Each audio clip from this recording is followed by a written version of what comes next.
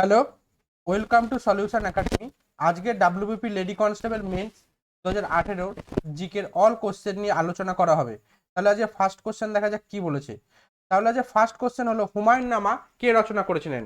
আবুল ফজল, কাফি খা, গুলবদন বেগম, হামিদা বানু বেগম।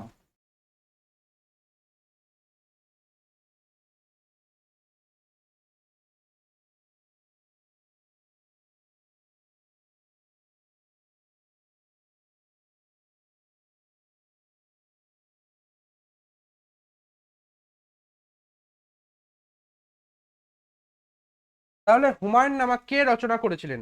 হুমায়ুন নামা রচনা করেছিলেন গুলবদন বেগম।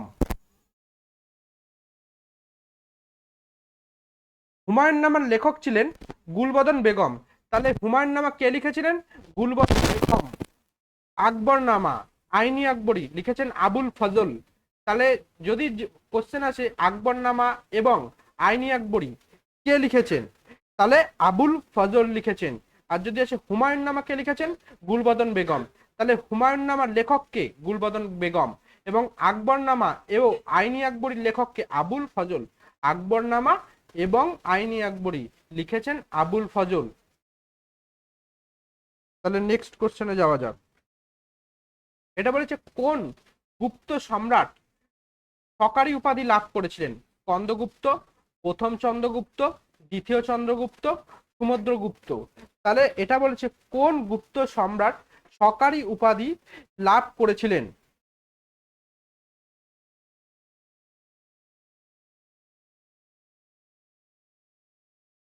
তাহলে সকারি উপাধি লাভ করেছিলেন দ্বিতীয় চন্দ্রগুপ্ত।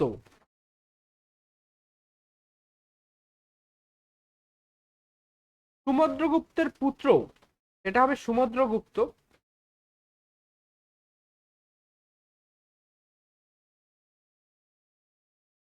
সমুদ্রগুপ্তের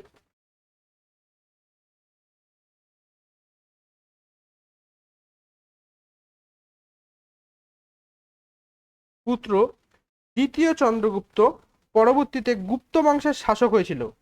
সমুদ্রগুপ্তের পুত্র দ্বিতীয় চন্দ্রগুপ্ত পরবর্তীতে গুপ্ত বংশের শাসক হয়েছিল। তার উপাধি ছিল বিক্রমাদিত্য এবং সকারি। তাহলে তার উপাধি কি কি ছিল? বিক্রমাদিত্য ও সকারি। তার রাজত্বকালে চীনা পরিব্রাজক ফা হিয়েন ভারতে এসেছিলেন। তাহলে দ্বিতীয় চন্দ্রগুপ্তের আমলে কোন পরিব্রাজক ভারতে এসেছিলেন? চীনা পরিব্রাজক ফা হিয়েন ভারতে এসেছিলেন। দ্বিতীয় চন্দ্রগুপ্তের রাজসভায় নবরত্ন বিরাজ করতেন। তাহলে কার রাজসভায় নবরত্ন বিরাজ করতেন? দ্বিতীয় চন্দ্রগুপ্তের রাজসভায় নবরত্ন বিরাজ করতেন। তাহলে দ্বিতীয় চন্দ্রগুপ্ত কে ছিল? সমুদ্রগুপ্তের পুত্র ছিল, যিনি পরবর্তীতে গুপ্ত বংশের শাসক হয়েছিলেন এবং তার উপাধি কি ছিল? বিক্রমাদিত্য ও সকারি। বিক্রমাদিত্য এবং সকারি তার রাজত্বকালে, তার মানে দ্বিতীয় চন্দ্রগুপ্তের রাজত্বকালে চীনা পরিব্রাজক ফা হিয়েন ভারতে এসেছিলেন। চীনা পরিব্রাজক ফা হিয়েন ভারতে এসেছিলেন। দ্বিতীয় চন্দ্রগুপ্তের রাজসভায় নবরত্ন বিরাজ করতেন। তাহলে নবরত্ন কার সভায় বিরাজ করতেন? দ্বিতীয় চন্দ্রগুপ্তের রাজসভায় বিরাজ করতেন। তাহলে নেক্সট কোশ্চেনে যাওয়া যাক। রাষ্ট্রকূট বংশের প্রতিষ্ঠাটাকে? তৃতীয় গোবিন্দ, তৃতীয় কৃষ্ণ, দন্তি দুর্গ, প্রথম কৃষ্ণ।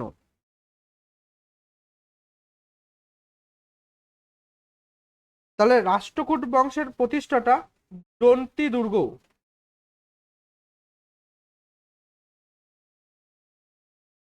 দন্তি দুর্গ ছিলেন রাষ্ট্রকূট বংশের প্রতিষ্ঠাতা। তাহলে দন্তি দুর্গ কে ছিলেন? রাষ্ট্রকূট বংশের প্রতিষ্ঠাতা।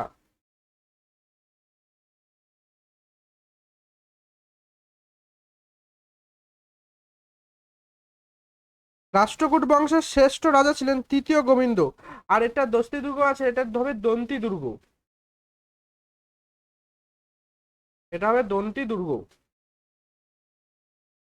ছিলেন রাষ্ট্রকূট বংশের প্রতিষ্ঠাতা। তাহলে রাষ্ট্রকূট বংশের প্রতিষ্ঠাতাকে দন্তি দুর্গ। কি? দন্তি দুর্গ ছিলেন রাষ্ট্রকূট বংশের প্রতিষ্ঠাতা। আর রাষ্ট্রকূট বংশের যদি বলে শ্রেষ্ঠ রাজা কে ছিলেন, তাহলে তৃতীয় গোবিন্দ ছিলেন রাষ্ট্রকূট বংশের শ্রেষ্ঠ রাজা। তাহলে নেক্সট কোশ্চেনে যাওয়া যাক। ইন্টারপোলের সদর দপ্তরটি কোথায় অবস্থিত? Germany, England, Scotland, France.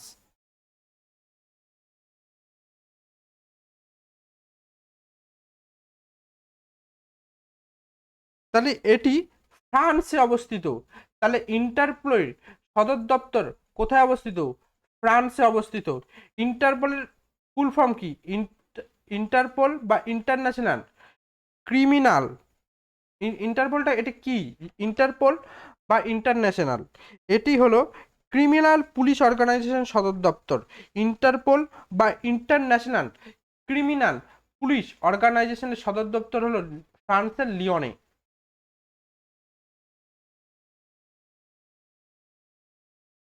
তাহলে নেক্সট কোশ্চেনে যাওয়া যাক।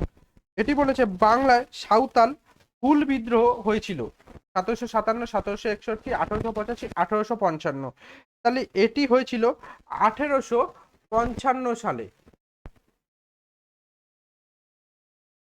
1856 সালে সাঁওতাল বিদ্রোহ সংগঠিত হয়েছিল। তাহলে সাঁওতাল বিদ্রোহ কবে সংগঠিত হয়েছিল? 1855-56 সালে সাঁওতাল বিদ্রোহ সংগঠিত হয়েছিল। সাঁওতাল বিদ্রোহের নেতৃত্বে ছিলেন সিধু কানু চাঁদ ও ভৈরব। সিধু কানু চাঁদ ও ভৈরব। সিধু কানু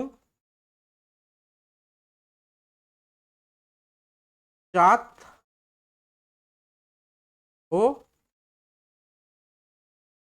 ভৈরব সাঁওতাল বিদ্রোহের নেতৃত্বে ছিলেন। নেক্সট কোশ্চেনে যাওয়া যাক। এটি বলেছে মানব দেহে যে ক্রোমোজোম থাকে তা কার্য অনুযায়ী কত প্রকারের হয়? 3, 2, 4, 1। তাহলে মানব দেহে যে ক্রোমোজোম থাকে তা কার্য অনুযায়ী 2 প্রকারের হয়।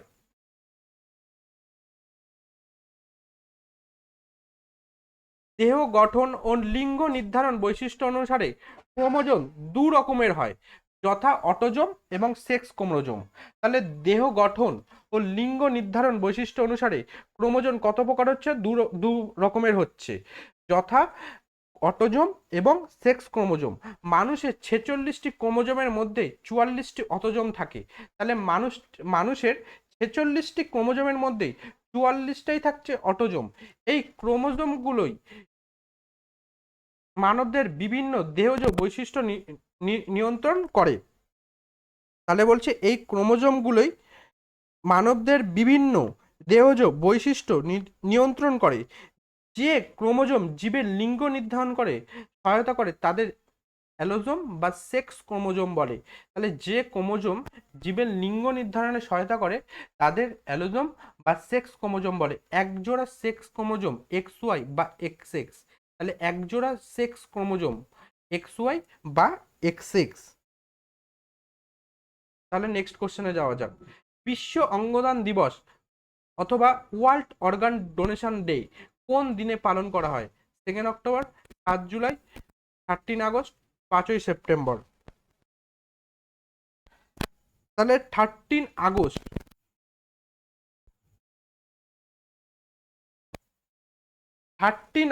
13 আগস্ট বিশ্ব অঙ্গদান দিবস পালন করা হয়, বা world organ donation day 13 August পালন করা হয়। তাহলে বলছি কোন দিনে পালন করা হয়? 13 আগস্ট। তাহলে কিছু স্বাস্থ্য সম্পর্কিত গুরুত্বপূর্ণ দিবস তালিকা দেখা যাক। 12ই জানুয়ারি জাতীয় যুব দিবস। 4ঠা ফেব্রুয়ারি বিশ্ব ক্যান্সার দিবস। 4ঠা মার্চ জাতীয় সুরক্ষা দিবস। 8ই মার্চ আন্তর্জাতিক নারী দিবস। 16ই মার্চ জাতীয় টিকাকরণ দিবস। 24শে মার্চ বিশ্ব যক্ষ্মা দিবস। 7ই এপ্রিল বিশ্ব স্বাস্থ্য দিবস। 10ই এপ্রিল বিশ্ব হোমিওপ্যাথি দিবস। 17ই এপ্রিল হিমোফিলিয়া দিবস। তাহলে নেক্সট কোশ্চেনে যাওয়া যাক। আরো কিছু দেখে নেওয়া যাক, যেমন 25শে এপ্রিল বিশ্ব ম্যালেরিয়া দিবস। 12ই মে আন্তর্জাতিক নাচ দিবস। 31শে মে বিশ্ব তামাক মুক্ত দিবস। 5ই জুন বিশ্ব পরিবেশ দিবস। 7ই জুন বিশ্ব খাদ্য সুরক্ষা দিবস।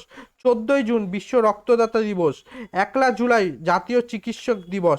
11ই জুলাই বিশ্ব জনসংখ্যা দিবস। 12ই আগস্ট আন্তর্জাতিক যুব দিবস। 13ই আগস্ট বিশ্ব অঙ্গদান দিবস। 16ই সেপ্টেম্বর বিশ্ব ওজন দিবস। 1লা অক্টোবর আন্তর্জাতিক প্রবীণ দিবস। 16ই অক্টোবর বিশ্ব খাদ্য দিবস 1 ডিসেম্বর, বিশ্ব এইডস দিবস 3রা ডিসেম্বর, আন্তর্জাতিক প্রতিবন্ধী দিবস 10ই ডিসেম্বর, বিশ্ব মানবাধিকার দিবস। তাহলে নেক্সট কোশ্চেনে যাওয়া যাক। নেক্সট কোশ্চেন বলেছে আজীবক ধর্মের প্রবক্তাকে গৌতম বুদ্ধ, গোশাল, চৈতন্য মহাপ্রভু, মহাবীর। তাহলে আজীবক ধর্মের প্রবক্তা ছিলেন গোশাল।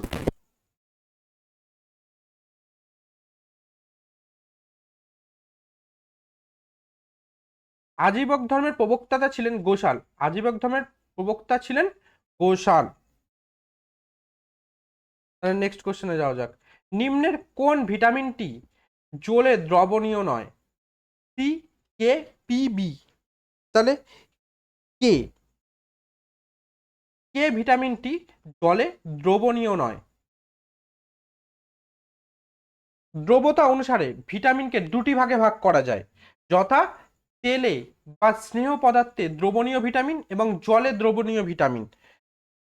তেলে বা স্নেহ পদার্থে দ্রবণীয় ভিটামিনগুলি হলো এ, ডি, ই, কে এবং জলে দ্রবণীয় ভিটামিনগুলি হলো বি, সি, পি এবং পি। তাহলে দ্রাব্যতা অনুসারে ভিটামিনকে দুটি ভাগে ভাগ করা হয়। তাহলে দ্রাব্যতা অনুসারে ভিটামিনকে আমরা ক ভাগে ভাগ করছি? দুটি ভাগে ভাগ করছি, যথা তেলে বা স্নেহ পদার্থে দ্রবণীয় ভিটামিন এবং জলে দ্রবণীয় ভিটামিন। এবং তেলে বা স্নেহ পদার্থের দ্রবণীয় ভিটামিনগুলি হলো এ, ডি, ই, কে এবং জলে দ্রবণীয় ভিটামিনগুলি হলো বি, সি এবং পি। তাহলে নেক্সট কোশ্চেনে যাওয়া যাক। ভারতের, এটি বলেছে ভারতের উৎকর্ষ পরিষদের সাম্প্রতিকতম সমীক্ষায় কোন রেল স্টেশনটি দেশের মধ্যে পরিচ্ছন্নতম রেল স্টেশনের তকমা পেয়েছে? বারাণসী, খড়গপুর, যোধপুর, নিউ দিল্লি। তাহলে যোধপুর।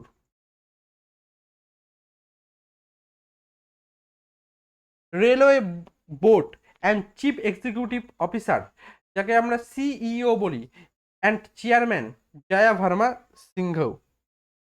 সিনহা। জয়া ভার্মা সিনহা। তাহলে নেক্সট কোশ্চেনে যাওয়া যাক। নিচের কোন ধাতুটি জলের থেকে হালকা? পটাশিয়াম, সোডিয়াম, পারদ, ক্যালসিয়াম। তাহলে সোডিয়াম। বলেছে এটি বলেছে নিচের কোন ধাতুটি জলের থেকে হালকা? তাহলে সোডিয়াম।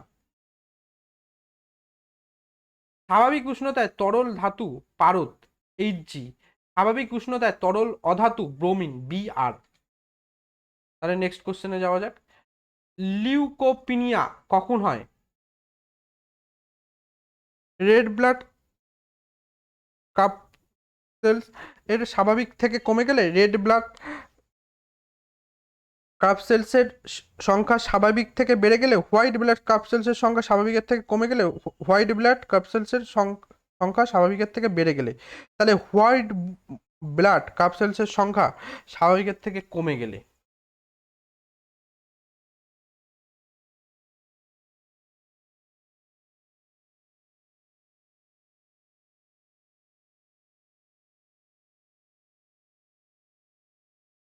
লিউকোপিনিয়া হলো শ্বেত রক্তকণিকা বা ডাব্লিউবিসি অস্বাভাবিক হ্রাস।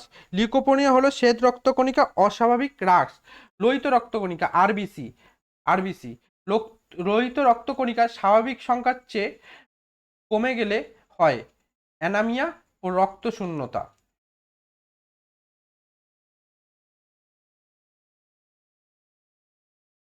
তাহলে নেক্সট কোশ্চেনে যাওয়া যাক। এটি বলেছে আমাদের সৌরজগতের সবচেয়ে ছোট গ্রহ কোনটি? মঙ্গল, শনি, বুধ, শুক্র। তাহলে বুধ।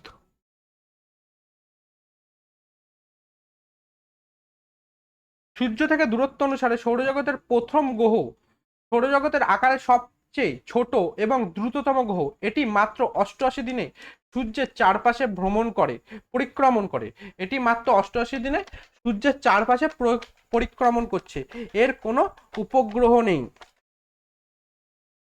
বৌদ্ধ ধর্মগ্রন্থ ত্রিপিটক কোন ভাষায় লেখা? পালি, তামিল, নেপালি, সংস্কৃত। তাহলে বৌদ্ধ ধর্মগ্রন্থ ত্রিপিটক পালি ভাষায় লেখা।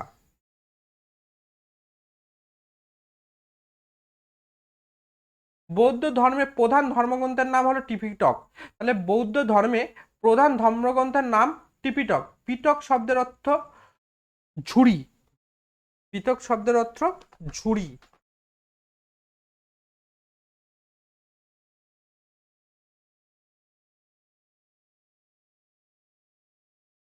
ত্রিপিটককে তিন ভাগে ভাগ করা হয়। ত্রিপিটককে তিন ভাগে ভাগ করা হয়, যথা বিনয় পিটক, সূত্র পিটক ও অভিধর্ম পিটক। ত্রিপিটক পালি ভাষায় লেখা। তাহলে নেক্সট কোশ্চেনে যাওয়া যাক। কোন কোন শহরে 2018 এশিয়ান গেমস অনুষ্ঠিত হয়? তাহলে কোন কোন শহরে 2018 এশিয়ান গেমস অনুষ্ঠিত হয়েছে? কুয়ালালামপুর ও মেল, জাকার্তা ও পলেমবর্গ, নেপাল ও বেইজিং, ঢাকা ও কাবুল। তাহলে জাকার্তা ও পলেমবঙ্গ।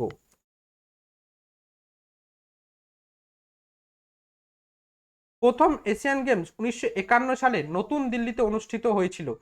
ভারত দ্বিতীয়বারের জন্য 1982 সালে আয়োজন করে। এশিয়ান গেমস 2022, যা এশিয়ান গেমসের 19তম আসর, আয়োজিত হয় চীনের হাংচৌ শহরে। 2026 সালের এশিয়ান গেমস 20তম এশিয়াড আয়োজন করবে জাপান। তাহলে 2026 সালে এশিয়ান গেমস 20তম এশিয়াড আয়োজন করবে জাপান।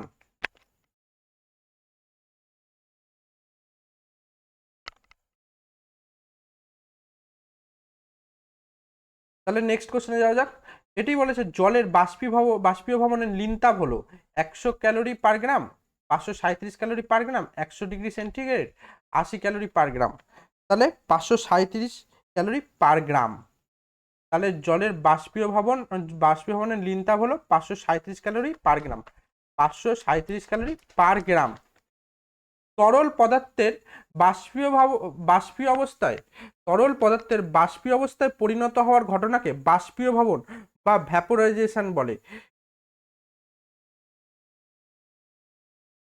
এসআই পদ্ধতিতে লিনতাপের একক জুল পার কেজি। সিজিএস পদ্ধতিতে লিনতাপের একক ক্যালোরি পার গ্রাম। বরফ গলনের নীলতাপ 80 ক্যালোরি পার গ্রাম। তাহলে নেক্সট কোশ্চেনে যাওয়া যাক। A brief history of time বইটি কে লিখেছেন? Thomas Hardy, Stephen Hawking, Jules Verne, Toni Morrison. তাহলে এটি লিখেছেন Stephen Hawking. Black holes and baby universe and other essays. শীর্ষক বইটির লেখক হলেন স্টিফেন হকিং। তাহলে নেক্সট কোশ্চেনে যাওয়া যাক। নিচের দেওয়া জেলাগুলির সাথে রাজ্যগুলি মেলান। এরানকুলাম তেলেঙ্গানা উত্তরপ্রদেশ, চিত্রকূট তেলেঙ্গানা, ভরতপুর কেরালা, হায়দ্রাবাদ রাজস্থান। তাহলে এখান থেকে হবে এরানকুলাম কেরালা, চিত্রকূট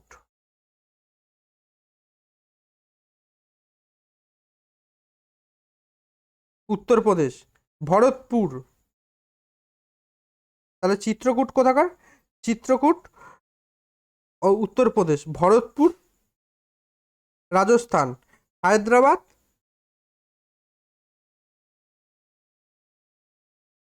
তেলেঙ্গানা। তাহলে এটা হবে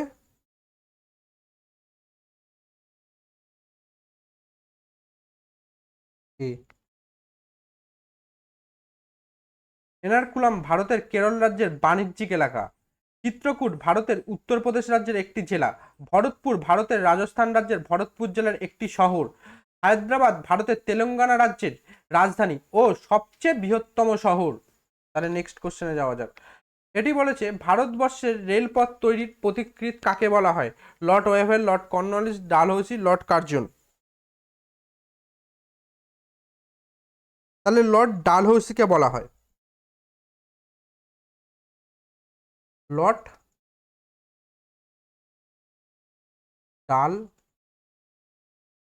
ডালহৌসি।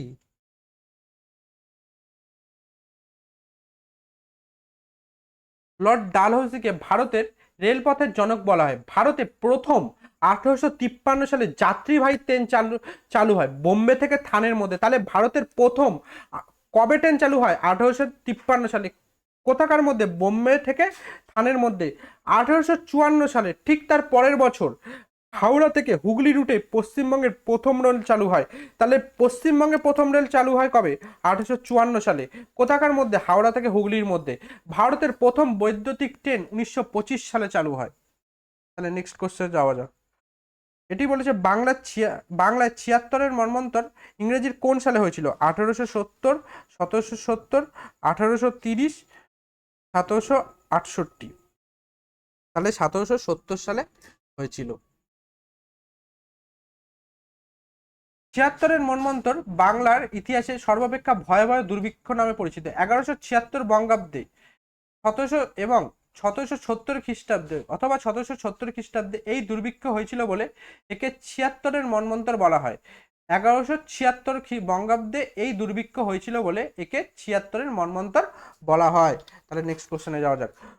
উইম্বলডন 2018 মহিলা বিভাগে চ্যাম্পিয়ন কে হয়েছিলেন? Katerina Siniakova, Barbora Krejcikova, Serena Williams, Angelique Kerber. তাহলে অ্যাঞ্জেলিক ক্রেবার।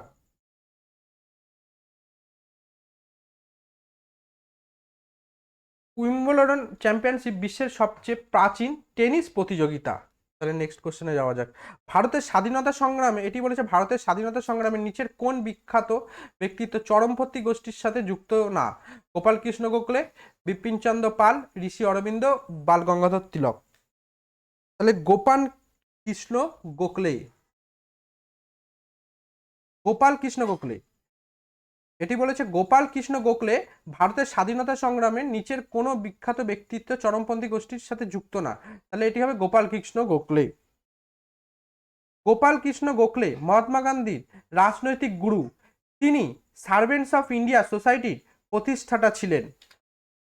তাহলে নেক্সট কোশ্চেনে যাওয়া যাক। এটি বলেছে একজন প্রাপ্তবয়স্ক মানুষের দেহে সাধারণত কয়গুলি হাড় থাকে? 206, 180, 260, 108। তাহলে 206টি থাকে।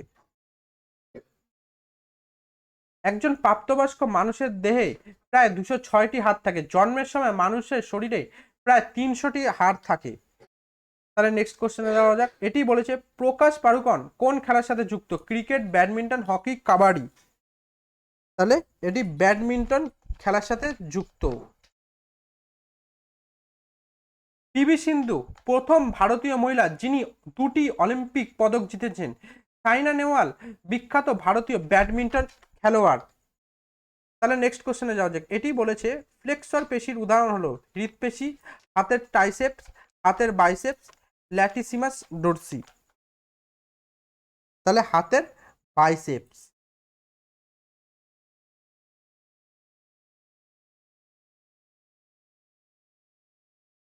বাইসেপস হলো ফ্লেক্সর পেশি এবং ট্রাইসেপস এক্সটেনসর পেশির উদাহরণ। তাহলে আজকের মতো ক্লাসটা এখানেই শেষ করছি। দেখা হচ্ছে পরের ভিডিওতে।